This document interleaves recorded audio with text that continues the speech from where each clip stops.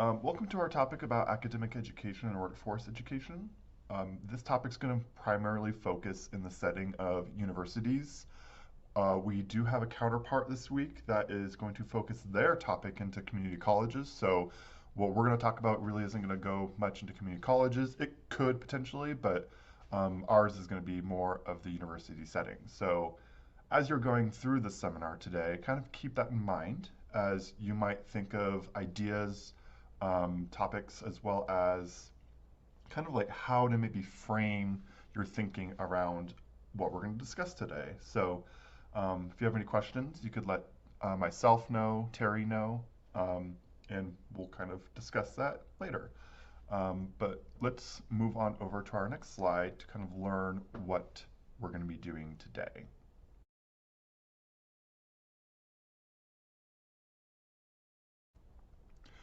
So like I mentioned before, today we're going to kind of talk about academic education as workforce education. So we have our list of agenda items today. So first, we're going to kind of go into a little bit more about what this topic even means. So essentially, what is it? So you should be able to answer the question is, what is academic education? How is it related to workforce education?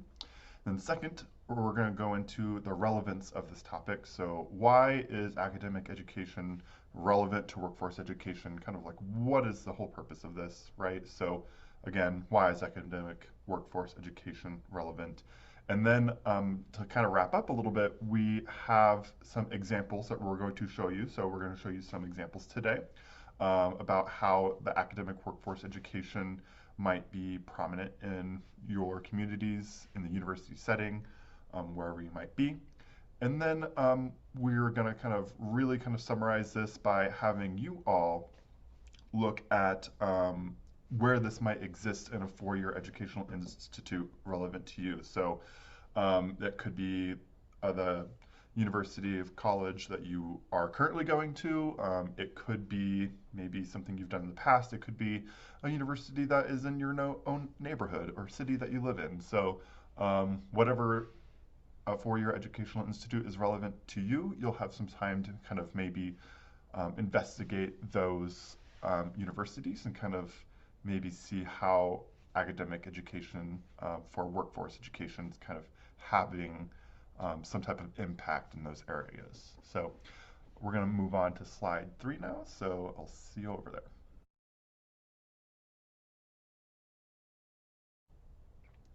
Okay, so first, when we're talking about academic education, workforce education, like I mentioned before, we're going to go into a little bit about the definition. So by the end of this section, you should be able to, one, identify what is academic education and how it relates to workforce education, and then two, you should be able to answer this question essentially. So what is academic education and how is it related to workforce education? Okay, so that's kind of the goal of this upcoming section. And so to learn more about this section, we're going to go to slide 4.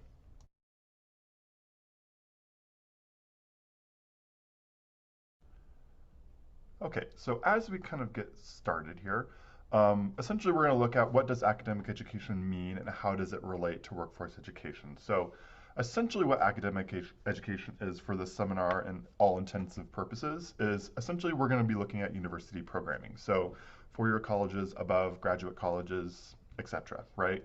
And so anything that's on that level and above. And so essentially what we're evaluating is kind of what are these university programs and kind of what is going on within those programs that where they might be partnering or having some type of relationship with an outside business or university or and so on. So essentially, when we're evaluating this, just in terms of kind of what we're talking about, what we're going to be looking at today and throughout this seminar is essentially the relationships and partnerships that universities have with businesses and organizations. Okay, so this could be how they maybe develop a workforce program together. This could be maybe recruiting certain students because they've gone through an intensive education. There's a lot of different things. So essentially, academic education today is going to mean colleges and universities, primarily our university four-year settings. And then what we're going to be looking at specifically is essentially what type of partnership is existing. So The graph, or not the graph, the picture I provided on this slide essentially is some different forms of partnerships or actions or things that businesses and universities could do together in order to kind of build this partnership. So um, things like just simple industry partnerships. So essentially having those industry sectors come in and identify things like in-demand careers and identifying how maybe a university can build that program or that pathway to provide those high in-demand careers. Um, Partnerships could exist even in a leadership capacity. So a lot of our universities, high school programs, etc., they're going to have things called advisory boards or even like a board of directors that kind of helps foresee and like guide the work that the university or business is doing, right? And so by having university leaders as well as business leaders on that board together, they can kind of identify and build out those career programs and kind of figure out essentially how that project or how that path can kind of get done, right? Um, Another thing that can be a partnership between universities and businesses could be work-based learning. Okay, so we have all sorts of university classes, like internships, for example, that are essentially having students go out and get an internship to learn more about the topic that they are studying in college and university, right? And so, how do we do that? You essentially have to have our businesses aligned with that, that have some work based learning type of experiences for those students in order to get them that experience. So, it could be those things. It could even be things like strategic funding. So, um, are they providing in cash donations? Are they providing any type of fund to build a new building? Are they essentially providing scholarship funds as well for students? Like, there's a lot of different things that businesses could do and universities can do with their money and how they support workforce education within those spaces, right? And so, one of the last things that a business could do is provide some type of educator capacity, right? A lot of programs are looking for essentially human capital. So they're looking for people to either take the program or even like teach the program, right? And so, what better person to teach those programs than people who already are working in that space, in that field, at that business? So, I know like when I went to university or my 4-year program, a lot of my classes were taught by people who were currently still in the industry and had, their credentials, the doctorates, things like that. So they could teach them, but like they were essentially assisting our programs to really kind of build this like cohesive and let's say robust programs so that we were learning something that was about the industry, like in the industry, and kind of seeing stuff that they're seeing at that moment. So, lots of different things that can be a partnership. And so, I'm going to explore a little bit more of those here on this next slide, in slide 5.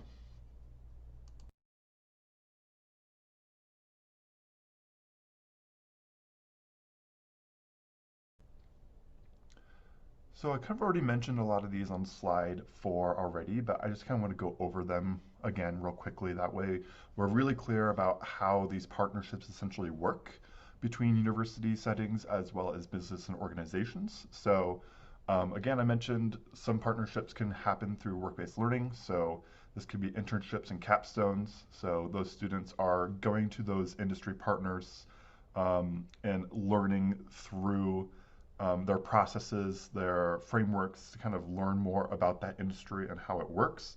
And they come back and they kind of bring that to their education at the university, right?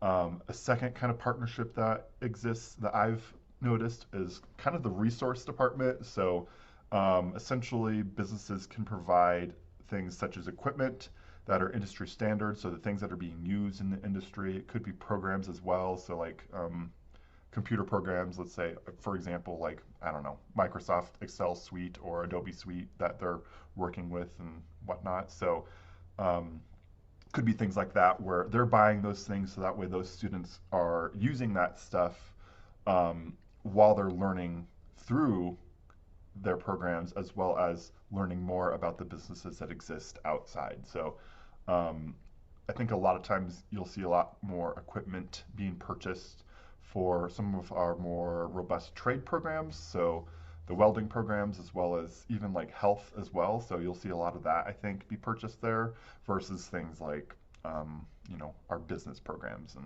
whatnot. So um, another resource kind of partnership that exists is money. You'll see articles all the time about businesses and companies donating hundreds of thousands of dollars to schools and universities to build things. I'm going to kind of give an example of this later, so I don't want to get too far into this one. So, but money can essentially be a resource that's provided. Things even such as like frameworks and outlines. So I know sometimes our business settings kind of have an idea of like what's exactly going on, and like they've already built a process or kind of an outline of how to do things. And so sometimes I've seen in my own learning programs when I was at college and the university setting that some of the businesses would come in and say, hey, this is kind of how we're doing it. And then our professors would kind of take that and be like, okay, this is how we're going to adapt it to kind of fit the university education model as well as kind of what's going on in the industry. So could even be things like that. A big one, and I kind of mentioned this before, is human capital. So they can provide mentors to students.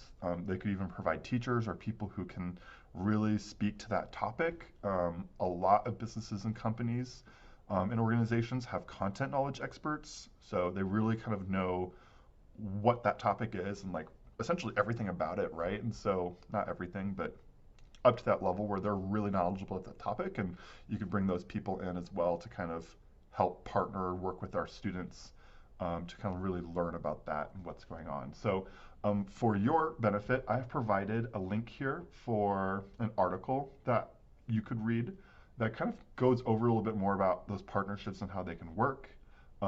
This is also provided in the before reading discussion. So if you did not read it, here's a chance to read it now.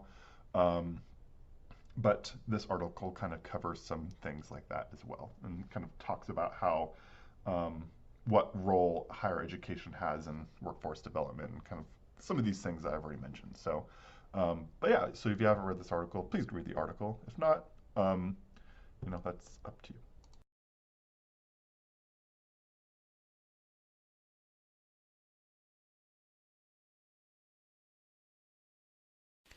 Let's talk about workforce education in an academic setting and why it's relevant or why it even matters. First of all, it matters because the workforce is highly competitive. There are very few opportunities that are available, but there are a swarm of people trying to secure them. And any opportunity one has to get a leg up or have an advantage, it is a beneficial situation. And employers definitely want an employable workforce. They don't just want individuals who've gone through maybe a curriculum at a college and earned a degree, but they want people who are ready to work. This includes being a person that shows up on time, a person that is able to communicate well, a person who is able to listen and to understand and have compassion and empathy in the workplace. This also involves a person who is a critical thinker, who's able to strategize and think beyond immediate circumstances. These are all elements of being a employable person. Now, higher education institutions or academic universities, they can provide a great advantage for individuals who are, number one, part of the student population, but we venture to also say people who are within the community. Now, they can offer workforce readiness courses, credentialing. They could even incorporate the elements of workforce readiness into curricula and offer opportunities for peers to learn from one another, role play, prepare for job interviews, things like that. They could also have opportunities for internships when they partner with businesses and organizations around the community. Now, workforce education, it can create lots of opportunities for students to leave college ready for work, not just ready to learn how to work. Now, workforce education in the academic setting, it can also provide beneficial networks where learners can build relationships with people already in the world of work. Have you heard the saying, it's not what you know, but it's who you know? Universities can be the bridge to help learners meet business leaders and individuals in the business world that may be able to hire them later or even provide mentoring opportunities later down the road. The next slide will show you examples of organizations who are doing just that.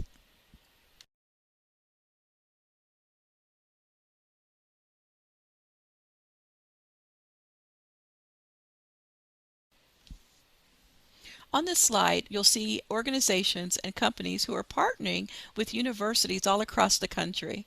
First of all, great example, the Youth Work Certificate at Clark University. The certificate is actually a practicum in which youth workers, the adults who work with young people, are able to get skills and training in the area of youth work and adolescent development while getting a leg up on toward their degree. Now, most of the individuals who enter these sort of certifications already are working in the field, so they're able to take and transition their information that they learn from the university directly into the workplace so that they can be effective in the work and possibly even change and bolster the capacity of the coworkers in which they work with. The second opportunity that I found is the City University of New York. Now, this is a very fascinating program because it actually provides internships that lead to employment. They partner with businesses and companies who are looking for people they can hire, and they can get coursework and training at the City University of New York and possibly walk right into a job and be prepared to work at that company or even have attained the information, the knowledge, the credentials to work somewhere else. Then you have college facilitated internships. The example listed is Marist College in New York. This is a traditional internship where college students and individuals can go into specific businesses and work and exchange knowledge and service at the same time. And then finally, you've got professional mentoring programs. The university, I should say the Northwestern University in Chicago, has partnered with Intrack, which is a talent corporation that actually will mentor young people and adults by pairing those students with executives within a variety of fields. So these are just a few examples of how academic workforce education happens and the thread between of collaboration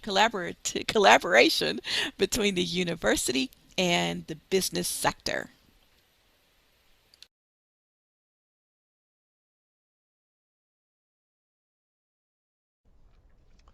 So the program that I chose to kind of give you an example of was a program in partnership between the University of Nebraska-Lincoln, specifically their College of Engineering, and Kiewit.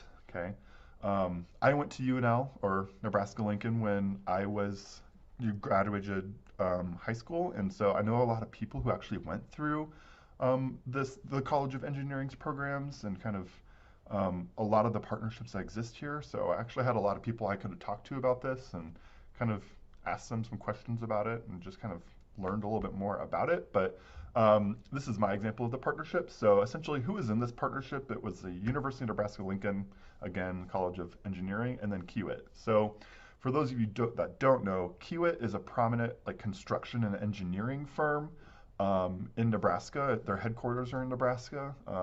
I don't know how far they reach out into the United States. I know that Kiewit is here in Colorado right now because I see their signs all over in Denver as well. So they're around, but they're essentially a construction and engineering business. Okay.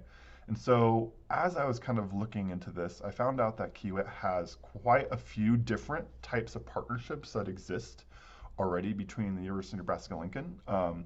One of the more prominent partnerships is Kiewit's commitment to donate $20 million to upgrade UNL's engineering programs. So I've linked some of these partnerships into this slide. So you can go ahead and like click out of those or click into those links to kind of read a little bit more about them. That's up to you. But essentially, what this partnership, the first one I'm talking about, this first partnership I'm talking about is the engineering program needed a new building. Okay. Even when I went to college at University of Nebraska-Lincoln, the engineering program's building was kind of weird. It was kind of all over the place. It was kind of a refurbed, um, kind of redone building multiple times. It was a maze as well. It was kind of weird, right? So Kiewit kind of recognized that, and a lot of students kind of like turning away from the engineering program at the time because it was just kind of something was not right, right? And so Kiewit, along with a bunch of other business partners, decided to donate money to build essentially a new building or another wing to the engineering program to really kind of give it that piece of not that piece, but that more prominent, like, we're here, we're going to really uplift this program. That way we can get more students into that engineering program. We can hire more faculty, et cetera, right? And so they ended up donating $20 million for that program. And so this essentially is a partnership. So UNL receives the money, they build the buildings, it attracts students. That's more students coming to UNL. That's more, I hate to say that like students are financial like pieces, but they are like more students that come to the university. That makes more money for the university, et cetera, right? But then Kiewit in the long run is getting students. Once they graduate, essentially, they're getting those people to fill jobs that Kiewit's trying to hire. So um, I was reading a different article. I should have linked it in here, but a lot of the students that graduate from UNL from their engineering program often do get jobs at Kiewit. So essentially, Kiewit here is building a pipeline to kind of like keep those students in, right? And so they kind of elevated this partnership even further with things such as like their scholarship programs that they're providing to the university. They donated more money again, essentially, to build a scholarship fund that has students doing certain things to fulfill and get that money, right? One of them, for example, is actually interning at Kiewit. And so they built a whole nother program off that called Kiewit Scholars, and that's essentially their internship program. So Kiewit, as you can see, is very heavily invested into the university. They've really built out this really robust partnership in order to get a lot more of those students into, their company, right? And so the best way to do that is to really kind of build that pipeline, and Kiewit's done that here, right? So essentially, again, what are the benefits of this partnership is that, UNL receives money to bolster the engineering program, increase increase students as well as attract students and retain them, right? So overall increasing enrollment, Kiewit's getting the students at the end once they graduate, right? So again, Kiewit can hire those students very easily. They've built this pipeline of workers essentially to do that. They're invested, right?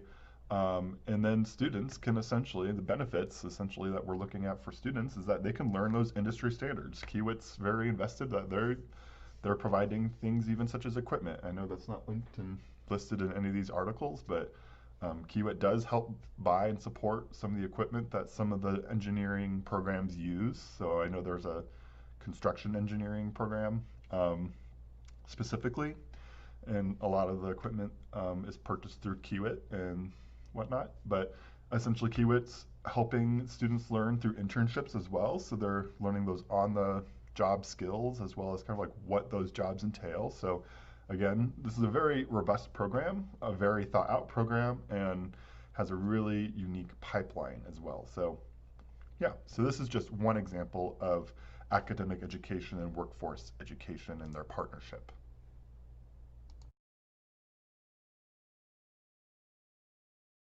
A great example of a workforce education program facilitated by a college is the University of Tulsa. The University of Tulsa has the Center for Career Development and Personal Engagement, and it is part of their Student Success Center. And essentially, this program is focused on partnering with businesses and companies within their community and for the sole purpose of building the students' ability and capacity to feel that they can get a job, have the confidence to get a job, and be ready when they have a job. So the services included in the center are career counseling, resume writing, cover letter writing, and review, and also mock job interviews, and networking events and other programs as well. So this is a perfect example of an academic environment partnering with corporate and business partners to create great opportunities for their students.